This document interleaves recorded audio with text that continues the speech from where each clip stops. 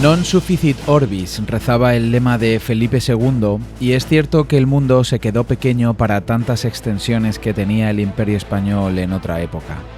En un vasto territorio donde no se ponía el sol, había islas, islotes y peñones que hoy están olvidados o poco se conoce de ellos, pero que en otro tiempo sirvieron y mucho a los intereses del imperio generador creado por España. En este vídeo vamos a complementar el anterior y comentar algunas islas más que son o fueron parte de los territorios de ultramar de la talasocracia creada por España.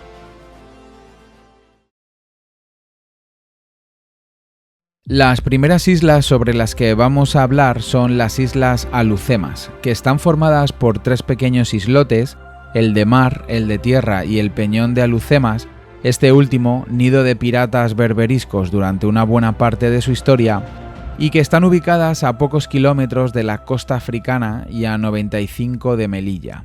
La relación de estos territorios con España comenzó allá por el siglo XVI. Fue el propio sultán de Marruecos el que cedió a la corona española la soberanía de este pequeño enclave.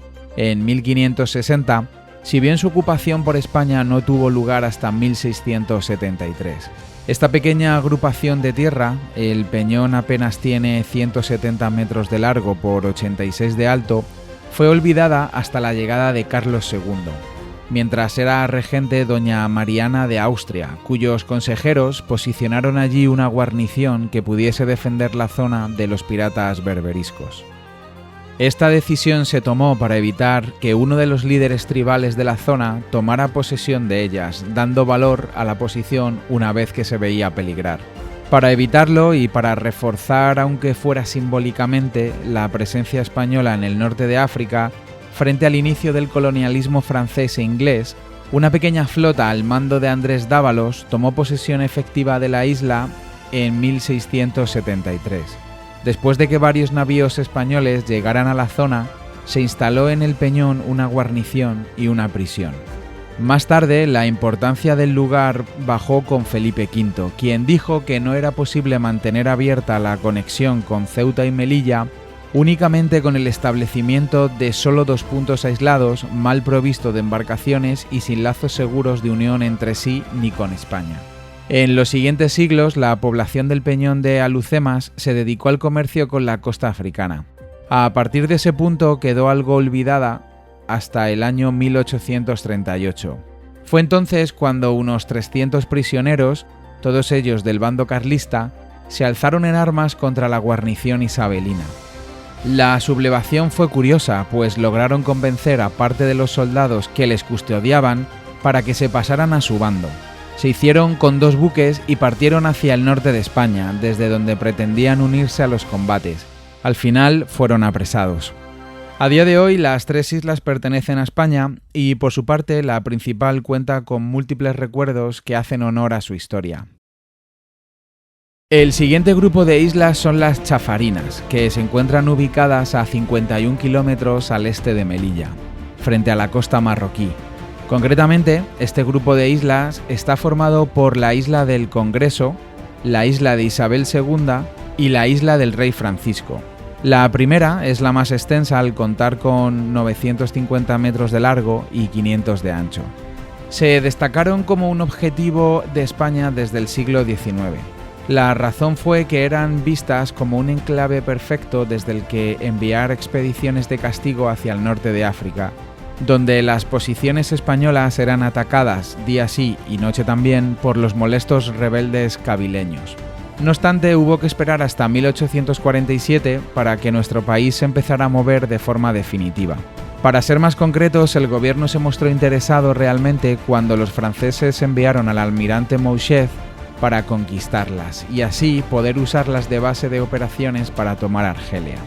Con este escenario, el 6 de enero de 1848 son ocupadas por el general Serrano, que se adelanta en un día a la expedición francesa, izando la bandera española en la isla central, que bautiza con el nombre de Isabel II.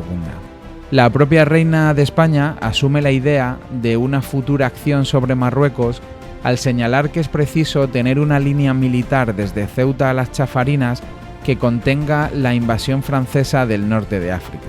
Desde entonces se destacó la presencia de una guarnición española en la región, que llegó a contar con unos 650 hombres.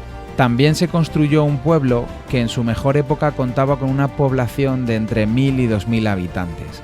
La presencia militar es permanente en estas islas desde que el ejército las tomara en el siglo XIX. Sin embargo, ahora solo viven en la zona militares y científicos. La presencia militar se mantiene actualmente a cargo, habitualmente, del Grupo de Regulares Melilla 52 o el Tercio Gran Capitán, Primera de la Legión, con apoyos puntuales de la Compañía de Mar. La siguiente isla de la que vamos a hablar es la isla de Alborán. Es una pequeña isla volcánica ubicada a 85 kilómetros de España y 55,5 del Cabo Tres Forcas de Marruecos. Su extensión es escasa, apenas 605 metros de largo por 265 de ancho, una característica que queda patente cuando se ven fotos de la región desde el aire. Y es que sobre ella solo cabe un faro, una pista de aterrizaje para helicópteros y un puerto. Históricamente, y debido a su cercanía a ambas costas, fue usada por piratas, contrabandistas y marineros. Su primera aparición de importancia en la historia se encuentra en el siglo XVI, cuando desde sus costas se pudo ver una destacada batalla marítima. Cerca de la isla, en 1540, una escuadra de galeras españolas al mando de Bernardino de Mendoza se enfrentó a una flota de corsarios berberiscos compuesta por 16 buques y más de 2.500 hombres al mando de Karamaní y Ali Ahmed, antiguos aliados del pirata Barbarroja que regresaban a Argel tras haber saqueado Gibraltar. La batalla fue ganada por los españoles y en ella murieron más de 650 personas. Desde 1884 y por Real Orden depende administrativamente del Ayuntamiento de Almería. Es por tanto de soberanía española. A día de hoy su única presencia es militar. La siguiente isla es la isla de Perejil, el islote que se hizo famoso en el año 2002 porque un grupo de gendarmes marroquíes lo ocuparon y obligaron al gobierno español, entonces presidido por José María Aznar, a realizar una intervención militar para reivindicar su soberanía.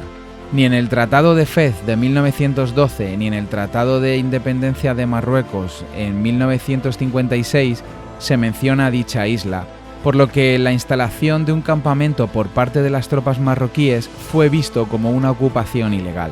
Miembros de la Legión permanecieron en el islote hasta que Marruecos, con la mediación de los Estados Unidos, acordó el retorno al statu quo, de facto un territorio en litigio. A la vista de la magnitud de la operación militar, hoy en día se analiza aquella acción como una advertencia implícita a Marruecos con respecto a sus reclamaciones sobre Ceuta y Melilla. El islote, así como la propia ciudad autónoma de Ceuta, pasó de manos portuguesas a españolas cuando Felipe II se proclamó rey de Portugal a finales del siglo XVI. Más tarde, al producirse la rebelión portuguesa, Ceuta permaneció leal al rey Felipe IV y en 1762 el ingeniero Alonso de Figueroa elaboró un proyecto de fortificación. El islote nunca ha podido ser fortificado completamente y ha sido objeto de deseo por parte de diferentes países. En el año 1808, con la Guerra de Independencia de España contra Napoleón, se convirtió en el objeto de deseo de los ingleses, reaccionando los españoles con una guarnición enviada desde Cádiz para que no se convirtiera en otra posesión británica. En 1836, los Estados Unidos reclamaron que se les permitiese establecer una estación carbonera, pero el Reino Unido vetó la pretensión estadounidense. En vísperas de las guerras que enfrentarían a España con las fuerzas locales, el germen de lo que luego sería Marruecos, el gobierno británico intentó ir en contra de los derechos españoles contra la isla de Perejil y trató de ocuparla con fuerzas de la guarnición de Gibraltar. Alertado, el gobierno español ordenó que un batallón del regimiento de Ceuta ocupase la isla. Tras una nueva reclamación, a finales del siglo XIX, los británicos finalmente terminan por reconocer los derechos de España sobre el polémico islote. Será luego Marruecos quien tomará el relevo de las protestas británicas en el siglo XX. La siguiente isla es la isla de Caracoles o isla Limacos. Es un islote conocido en español durante el siglo XVI como Risgol, y a pesar de su pequeña superficie, 66 hectáreas, y de estar deshabitada, gozó en el pasado de una gran importancia geopolítica. Situado en la costa norteafricana, su posición exacta está frente a la desembocadura del río Tafna, a un centenar de kilómetros al oeste de los antiguos dominios españoles de Orán y Mazalquivir. Para contextualizar, Mazalquivir fue una plaza conquistada en 1505 en una de las campañas efectuadas por las tropas de Fernando el Católico, para dominar la costa de Berbería. Desde el puerto de Mazalquivir, después se tomaría la ciudad de Orán, en 1509, por las tropas españolas bajo el mando del cardenal Cisneros y de Pedro Navarro. Más tarde, estas plazas se abandonarían ocupándolas los otomanos entre 1708 y 1732, y por orden de Felipe V se reconquistarían, siendo la campaña encabezada por José Carrillo de Albornoz, duque de Montemar. En 1790, un devastador terremoto destruyó la ciudad, causando numerosos muertos y sobre todo afectando gravemente a las murallas. Así, el rey Carlos IV ordenó iniciar negociaciones con el bey de Argel, que desembocaron en el Tratado de Paz y Amistad firmado en 1791, y finalmente las posesiones fueron vendidas a los otomanos en 1791.